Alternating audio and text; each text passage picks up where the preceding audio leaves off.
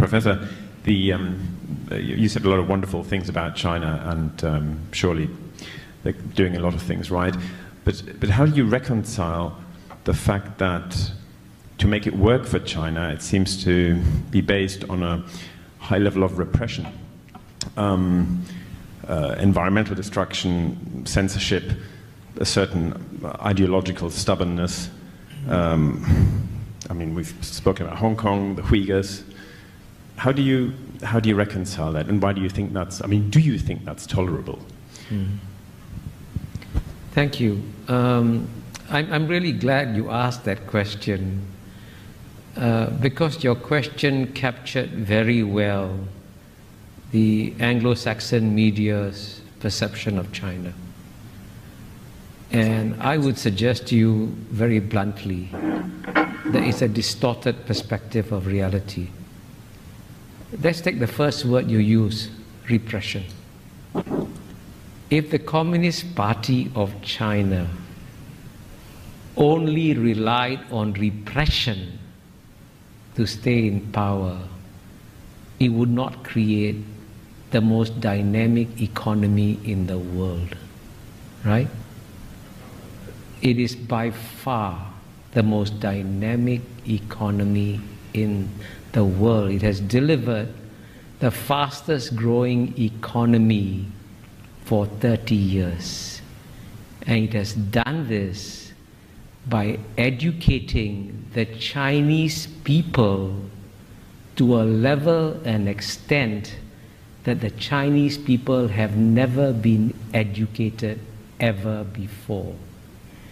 And you say it's repression. You obviously are taking the old Cold War mindset. I was in Moscow in 1976, and I saw repression in Moscow. And when I was in Moscow, the Soviet citizens were not allowed to travel outside the Soviet Union. That's repression.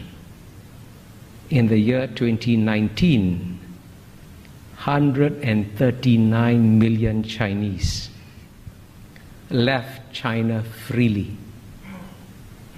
Guess what? Zero defectors. 139 million Chinese, right? That's twice the population of the UK. Went back to China. So all your description, when you say environmental degradation, China's climate change policies are far more responsible than those of the United States, which has not once, but twice withdrawn from global environmental protocols. Kyoto Protocol, the Bush administration left 8 years. Paris Accords, Trump administration left 4 years. And you know what? The reason why we're having climate change today is not because of new flows of greenhouse gas emissions from China and India. It's because of what the Western countries have put in the atmosphere since the Western Industrial Revolution. Get the data. The single largest contributor, cumulatively, right, is number 1, United States, number 2, Europe, number 3, China. Right?